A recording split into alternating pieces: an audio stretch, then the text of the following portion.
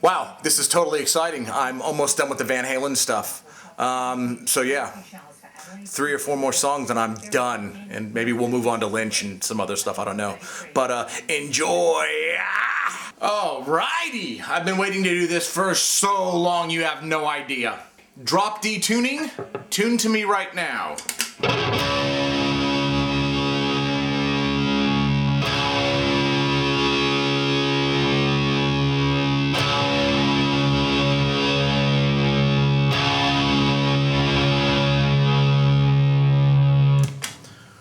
We're going to get to the meat and potatoes of this bad boy. We're not doing any of the slide stuff. We're getting right to the rhythms and the rhythms only. I'm not even sure if I'm going to do the solo, only because I haven't learned it. I know it's slow and you could probably figure it out on your own. Let me encourage you to do that because I don't feel like learning anything. I'm tired. A string, 3, 2, 1, 0. And then you've got the same thing on the D string. Or I'm sorry, the low E, which is now D. The next chord is a D power chord over the low D string. Now I personally don't think that's metal enough, but that's me.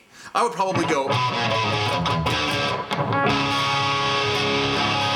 D chord with an open high E, which I believe is called a D2. And that's just basically open A, 3rd fret A, open A, and then 5th fret.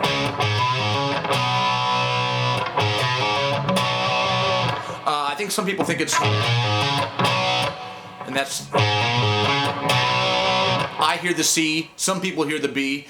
I'm not here to tell you exactly how to play it. I'm here to tell you that this is what my ear hears as C. Next part is 0, 2, 3 on the low E. And you can either, if you want to make it more ballsy, play more strings. And then you come up here and do an F power chord, or actually it's pretty full. And then I just play a bit of that, bit of low D action. Move it up to G. And then you got da-na-na-na, which is 5-5-0-5 on the low E. And then we're back to here.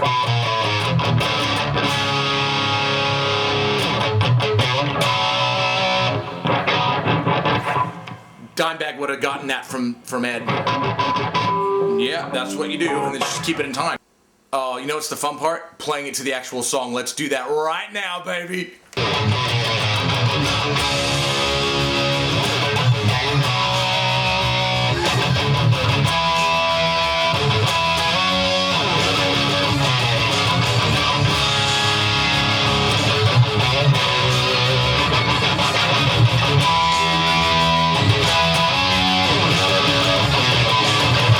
The verse, it's basically in low D, and it's like a bluesy kind of riff. And you're using the top 3 strings, low, E, A, and D. Gonna do a couple of notes on the A string, which are B and C. And then on the D string, you got 3 and O, 3 open.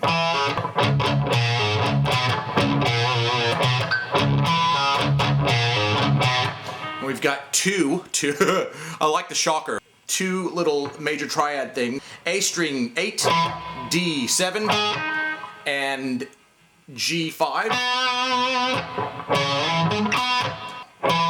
Now we're in the G area. And then once you get to this 7th fret, bring it back to 5.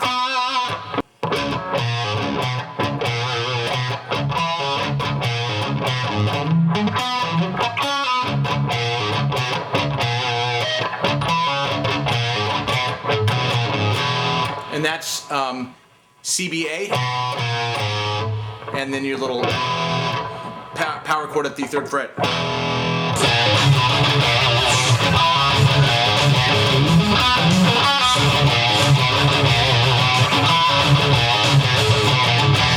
And this is the part I really had trouble with, but it's not too bad.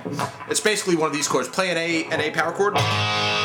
Now take your pinky or your 3rd finger, whatever, and put it on the 4th fret of the G string.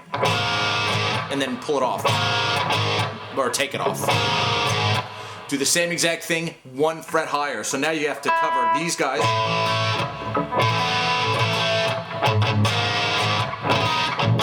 Try not to get the B string in there. If you don't want to do it here, I prefer it there. You don't have to do it there. That's the wonderful thing about guitar. If you don't like doing it one way, you can play the same exact notes somewhere else on the neck. 7th fret. And on the D string, you go 9-7. Bring it up a half step. So now we're down here at the 3rd fret. D string would be 5-3. Full step slide.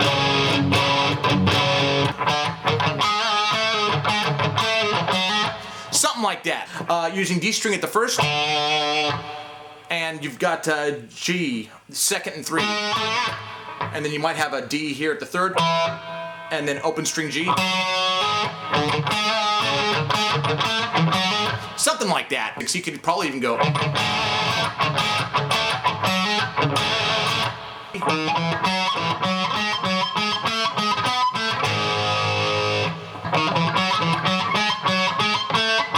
Now I think it might be an open G. You go back to the open G.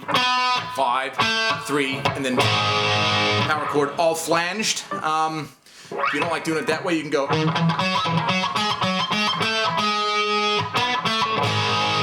I think it's open G.